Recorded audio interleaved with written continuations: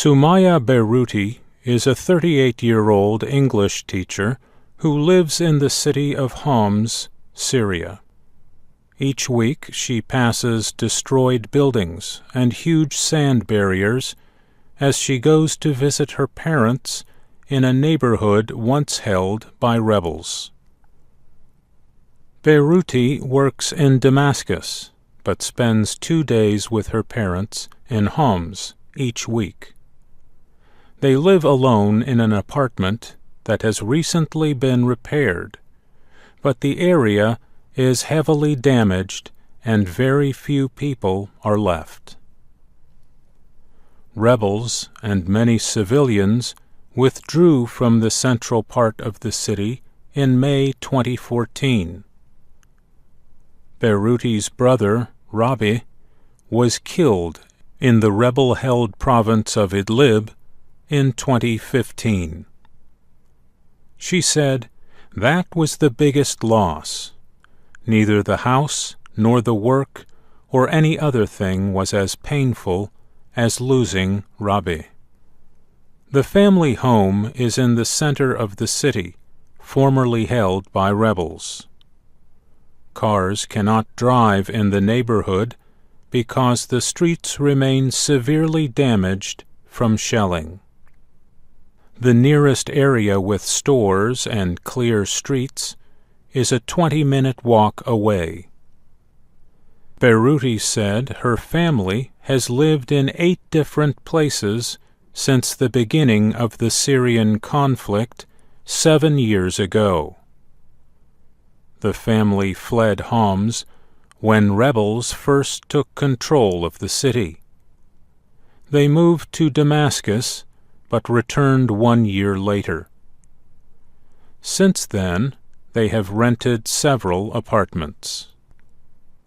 After they moved into their most recent apartment, the United Nations helped them with repairs. The family installed new windows and doors and filled holes in the walls. 3 years ago, Beruti's younger brother was almost 18. He wanted to move to Turkey to find a job and avoid required military service. The family spoke to relatives in a rebel-held village in Idlib, who promised to help him move to Turkey. Beruti and her mother, Tamador Shilar, said the relatives informed extremists about Rabi. The militants belong to a group, Jund al-Aqsa, which has been linked to the Islamic State. The relatives told the militants that Rabi was a government supporter. Within a few days, the young man was placed on trial by members of the group. They sentenced him to death for supporting the government. They also said they wanted to punish his oldest sister, who teaches at a government-run school. Weeks later, the family received Rabi's identity cards and belongings through a taxi driver who operates between rebel-held Idlib province and Homs. A letter said he was killed because he did not join the holy war against the government, Beruti said. Shilar grieved that she has lost a son so unfairly. He was unjustly treated by the dogs, she said.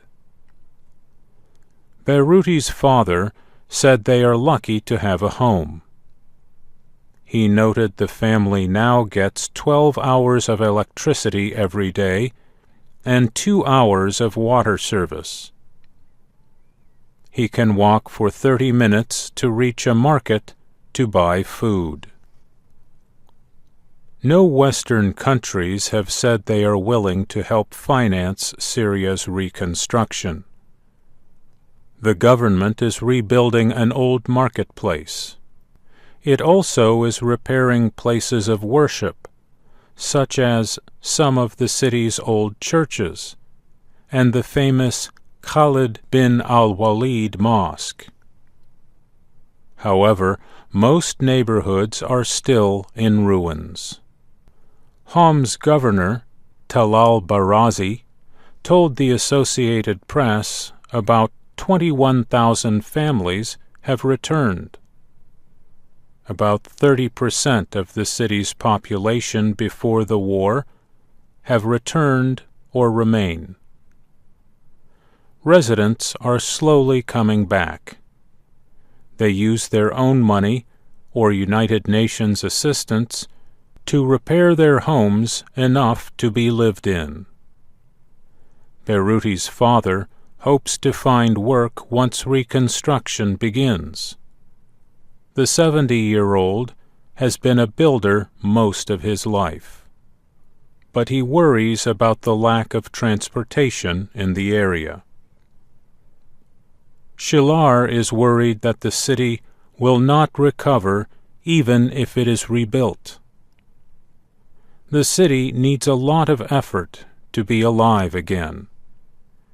It is not only the buildings that are damaged, but also our souls, she said. I'm Mario Ritter.